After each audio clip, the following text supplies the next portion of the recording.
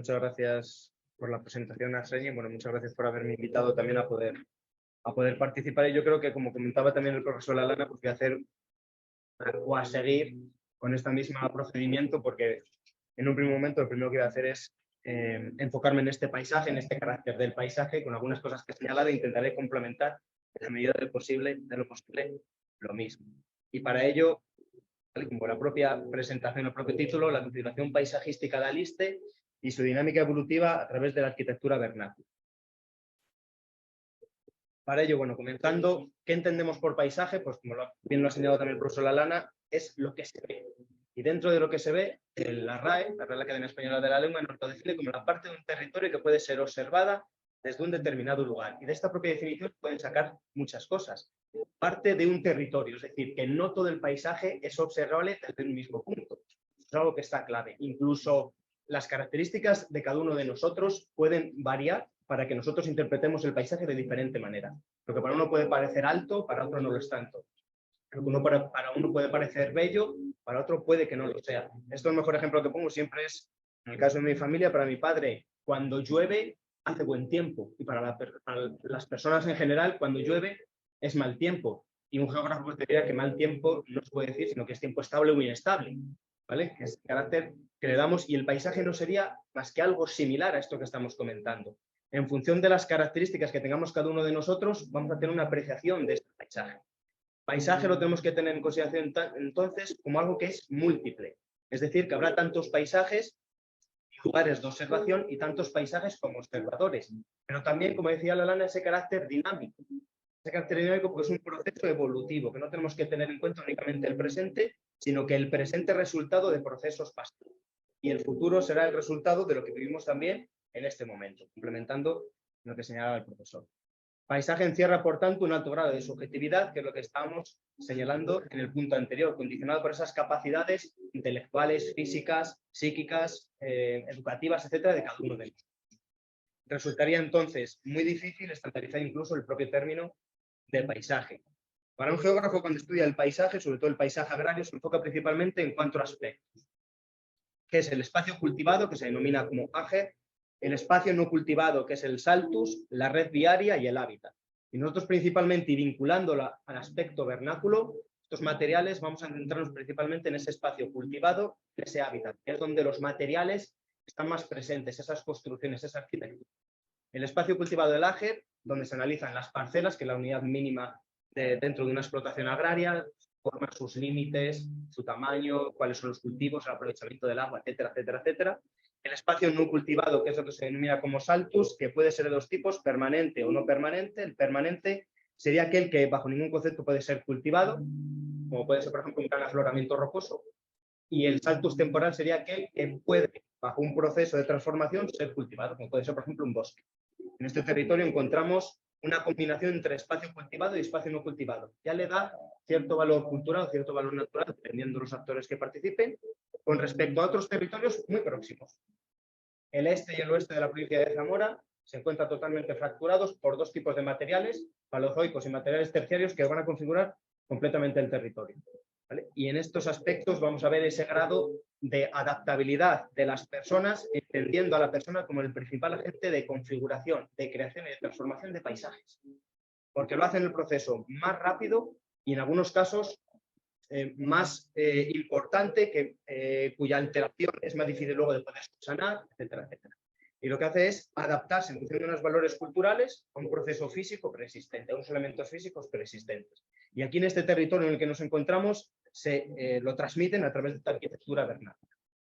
Y dentro de la red viaria, principalmente en la que nos encontramos, son municipios concentrados apiñados. La red viaria principal va a ser de carácter radial, pero bueno, tampoco es que tengamos que entrar mucho más en ello. En cuanto al hábitat, sería ese tipo de poblamiento que comentaremos algunas cositas, y las casas rurales, analizando su morfología, su estructura, su composición. Experto como ha sido el arquitecto que nos ha precedido, pues ha señalado alguno de ellos, y es quizás una de las personas más idóneas para hacerlo, los historiadores, Arsenio, etcétera.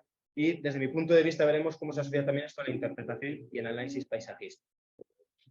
Dentro del hábitat, señalar porque este territorio es un paisaje humanizado desde tiempos remotos, y el mejor ejemplo lo tenemos en esos castros localizados en este territorio, aproximadamente en torno a 40 castros en el territorio, en las proximidades, como tenemos aquí algunos ejemplos, Castro del Cerco, el Castrico, etcétera, etcétera, que ya utilizaban este tipo de materiales del territorio, ¿vale?, para generar sus edificaciones, sus estructuras. En cuanto al tipo de poblamiento, como decíamos, es un tipo de poblamiento concentrado, más o menos concentrado, ¿vale?, pero que todas las casas prácticamente se encuentran colindantes con otras, que le da ese carácter de apiñado concentrado, donde se ve o se observa muy bien este carácter radial, ¿vale?, de las vías de comunicación, como señalamos en el caso anterior.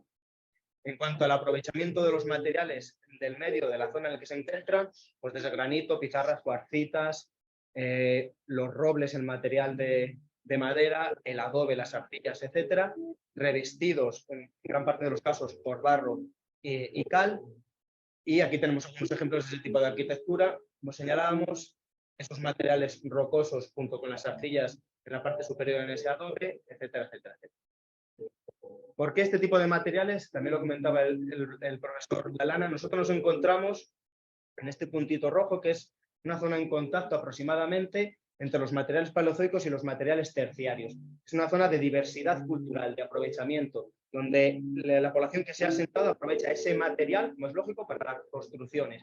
Y en este caso puede hacer algo más o menos mixto, porque estamos en una zona más o menos a caballo, como decíamos, entre los materiales terciarios y los materiales paleozoicos. Pero la subdivisión puede ser todavía mayor. Tenemos, como decíamos, granitos, pizarras, cuarcitas, esquistos, gneiss, son materiales prácticamente o muy parecidos en cuanto a la composición mineral, pero en cuanto a su génesis han sufrido unos procesos diferentes y principalmente están las rocas metamórficas, que salvo el granito serían el resto, que han sufrido unos procesos de presión y de temperatura que les han dado origen a otro tipo de roca, y luego tenemos el granito, que es una roca plutónica o ígnea, queremos llamarlo, que se ha solidificado en el interior. Todos los materiales que había por encima han sido erosionados y actualmente vemos este territorio. Y esta sería la configuración plana de la penillanura zamorano-salmantina, de la penillanura extremeña, etcétera, etcétera. Ese es el tipo de relieve que nos encontramos. Pero al mismo tiempo, este tipo de materiales también localiza zonas, porque no los granitos afloran en todos los territorios, no las pizarras dominan todos los territorios. En la zona en la que nos encontramos, se observa muy bien, por ejemplo, en la Sierra de la Culebra, afloramientos en las crestas de las cuarcitas.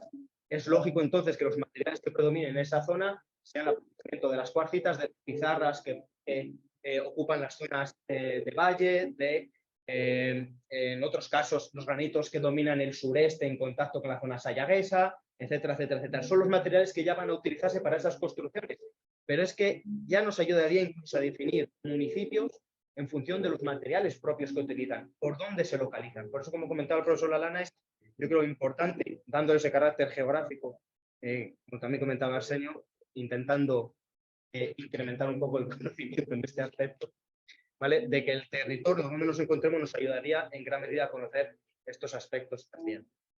Estos materiales se han utilizado como muros de carga para la mampostería, como monolitos de esquistos y granito para sujetar, como vemos aquí, en este caso las balconadas, etcétera, etcétera, pero actualmente estos se utilizan materiales nuevos y técnicas nuevas, principalmente como abaratamiento de los costes, también pensando que van a surgir en algunos casos mejores aislantes, cuando uno de los mejores aislantes, probablemente el arquitecto no lo puede decir así, en muchos casos son estas grandes rocas. También esto va a fomentar la pérdida y la desaparición de conocimientos tradicionales y artesanos, y aquí nos puede surgir la duda o la pregunta de si no se trabaja ni se conocen este tipo de técnicas, ¿qué va a ocurrir cuando verdaderamente queramos realizar una restauración lo más adecuada posible? Aquí vemos ejemplos de edificaciones que se están o restauraciones que se han hecho, en este caso, desde el aprovechamiento de los materiales a culminar pues esas estructuras con bloques de hormigón o ladrillos de hormigón, a únicamente utilizar este tipo de estructura para revestir, para dar ese carácter vistoso a este tipo de agricultura vernácula. También hace falta coherencia en algunos aspectos. La normativa urbanística, que no en todos los casos define al 100% este tipo de utilización de materiales, la planificación, las simulaciones de modelos foráneos o externos, despersonalizan el conjunto urbanístico, las construcciones, y uno de los mejores ejemplos que se señala muchas veces es que no simplemente por revestir una piedra, una edificación en una restauración de roca, ya le vas a dar ese carácter verdaderamente vernáculo, ese carácter verdaderamente tradicional, sino En algunos casos se llega a contradicciones. Otro tipo de construcciones que complementa este tipo de arquitectura, molinos, puentes, cocinas, corrales, fraguas, etcétera, etcétera, donde el problema que surge es que han perdido gran parte de su funcionalidad tradicional. El ejemplo lo tenemos: desusos, su posterior deterioro y, por tanto, su desaparición. Y es lo que va a ocurrir en este tipo de estructuras, pero también con la agricultura, con el espacio agrario. Lo primero que hace es se abandona su actividad o se reduce su actividad, sea agrícola o ganadera, se deteriora la regeneración natural o la colonización vegetal, y después, ¿vale?, prácticamente todo tipo de actividad ha desaparecido. Y aquí vemos esos ejemplos de conservación, en cierta medida, de las funciones, con la almazara y el horno del Atedo. También tenemos el mismo caso con el lagar, ¿vale?, en Montones. Y otro de los ejemplos son las corralas de Río de Aliste, donde la función ha quedado totalmente desaparecida, únicamente es de carácter turístico, de carácter etnográfico, la construcción y la rehabilitación de este tipo de estructuras. Aquí tendríamos otros ejemplos que han quedado musealizados, han quedado de carácter relicto, una palabra que se utiliza mucho también en el aspecto geográfico para señalar algo que ha quedado está parado en el tiempo y tiene el carácter antiguo, pero no tiene funcionalidad actual. El mejor ejemplo también son, por ejemplo, las minas de las médulas, que han quedado exactamente igual que en el momento en el que se estaban llevando a cabo sus procesos de extracción. Aquí tenemos algunos otros ejemplos: los hornos comunal de Moveros o la fuente de Nueva Aliste, que a la fuente le diese carácter de musealización porque su aprovechamiento ganadero prácticamente ha desaparecido en muchos casos, sobre todo aquellas que se encuentran en el centro de los municipios, donde en algunos casos está prohibido que el ganado transite como si lo hacía anteriormente. Por eso el uso tradicional de muchas de esas fuentes pues, ha quedado parado en el tiempo. Y luego, en cuanto al espacio agrario, nos encontramos en un territorio donde se combina dos espacios agrarios, que sería el open field, que es campo abierto, y el campo cerrado, que se denominaría bocage, donde la única diferenciación son estos límites físicos. El primero de ellos, en el open field, el límite es un mojón, un hito, donde prácticamente es inapreciable. En el caso del bocage son estas estructuras físicas, en otros casos son setos vivos o arboleda, pero en este caso se observan muy bien esos muros de piedra de estos territorios que predominan en estos territorios. El bocage ha perdurado. Las funciones del bocage han perdurado, no tanto las funciones que veíamos de estas estructuras que señalamos anteriormente, pero sí en este aspecto agrario. ¿Por qué?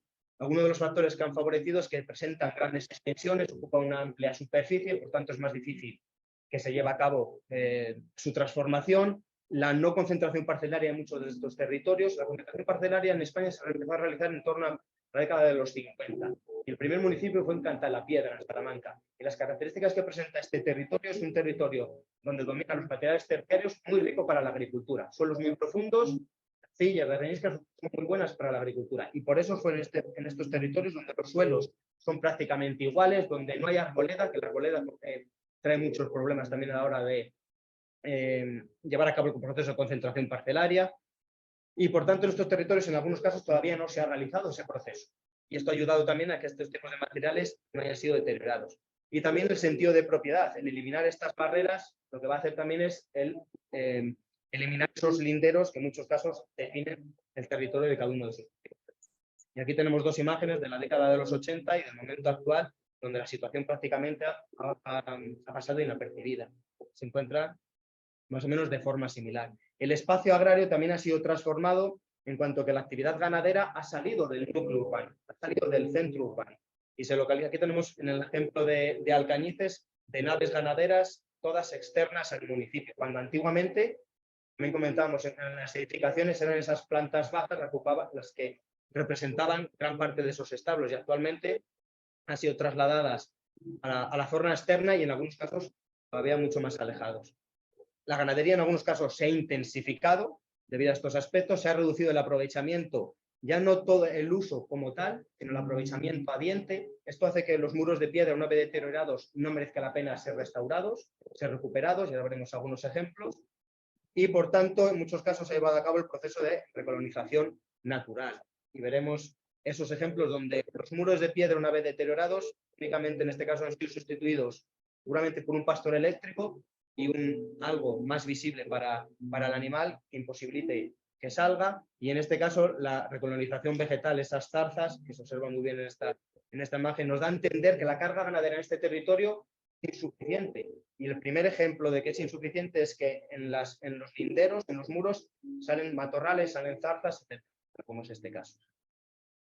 Aquí tendríamos un ejemplo de la evolución agraria, donde lo que intento mostrar es la recolonización vegetal. Esto es una imagen de 1980, aquí tenemos una imagen del momento actual. Parecen más o menos similares, pero si volvemos, aquí vemos mucha formación boscosa o arbórea, que en este caso no se encuentra prácticamente inapreciable, lo que nos da a entender que estos territorios han reducido su actividad, se han abandonado y han sido recolonizados. ¿Cuál es la causa principal de que ocurran estas circunstancias? Pues una de las mayores es el despoblamiento, el éxodo rural. Tenemos un mapa de los municipios de la provincia de Zamora entre 1960 y 2020, donde se analiza la evolución de esos territorios, de esos municipios, donde prácticamente todos los municipios han decrecido entre el 50 y el 80% en cuanto a la población. Y aquí tenemos ejemplos de la comarca en la que nos centramos, como Alcañices, siendo cabeza comarcal y aún así ha decrecido un 40% su población, Fonfría un 62%, y tenemos los casos más extremos, como por ejemplo de Viñas de Aliste, donde ha decrecido su población un 82%. Si se abandona su territorio, esto no quiere decir que vaya paralelo al abandono de la actividad. Depende del territorio. Y esto, por ejemplo, es el este de la provincia de Zamora y el oeste. Si los suelos no son productivos, se van a abandonar. Y es el ejemplo de lo que ocurre mucho en este territorio. O va a ser sustituido por otro tipo de actividad, como la actividad boscosa, la actividad forestal, que también ocurre en esta región en la que nos encontramos. Oportunidades, pues principalmente centrándonos en la protección, en la conservación y realizando estos aspectos a través del conocimiento, como es lógico, estudio de las técnicas y de los vocabularios, estudio de recursos materiales e inmateriales, como ha realizado en algunos casos el profesor Da Costa, la actualización de estos recursos inventarios que se están llevando a cabo, incluso el presente seminario es una de las formas más positivas de darle voz, de valorizar estos recursos, de valorizar este tipo de arquitectura y verdaderamente darle ese valor y dar la concienciación de la importancia que tiene. Involucrar a los agentes locales y a la política provincial y regional, y también involucrar a la población de dentro y de fuera, esa población vinculada con la cual trabajamos dentro de la Cátedra de Población, Vinculación y Desarrollo de la UNED de Zamora, porque no solo la población local conoce verdaderamente qué es lo que ocurre, ¿vale? En este caso en relación con la arquitectura vernácula, sino también la población que se encuentra afuera sabe qué es lo que pasa. Y en algunos casos sus propuestas o sus iniciativas también son muy importantes y deben de ser tenidas en cuenta. Y en este caso pues es con lo que trabajamos y dándole la importancia a ese carácter que tiene dinamizador y de desarrollo en el territorio. Y para terminar, pues señalar una frase también del profesor Da Costa: la arquitectura popular, vernácula, tradicional, rural, no es sino una de las tantas víctimas de este proceso de la despoblación y el abandono, pero no será la primera ni tampoco será la última.